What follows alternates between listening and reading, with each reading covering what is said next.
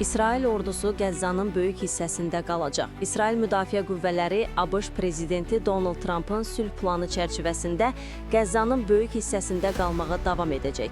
Gözaltı reporta istinadən xəbər verir ki, bunu İsrailin baş naziri Benyamin Netanyahu ABŞ-a səfərinin yekunlarına dair video müraciətində bildirib. Bu, tarixi səfər oldu. Biz rollarımızı dəyişdik və Həması təcrid etdik.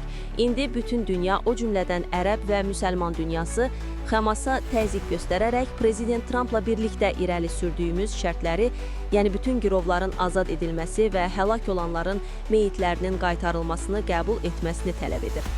Eyni zamanda IDF ərazinin böyük hissəsində qalır, B. Netanyahu bildirib. İsrailin Fələstin dövlətinin yaradılmasına razılıq verməsi ehtimalı ilə bağlı suala baş nazir belə cavab verib. Qətiyyən yox, bu razılaşmada qeyd olunmuyub. Biz Fələstin dövlətinin yaradılmasına qəti şəkildə qarşıyıq. Prezident Trump bizim mövqeyimizi başa düşdüyünü deyib. Belə bir addım terrora böyük mükafat və İsrail üçün təhdid olardı. Gündəlik hadisələrdən xəbərdar olmaq üçün bizi izləyin. Söz altında yox, göz altıda qalın.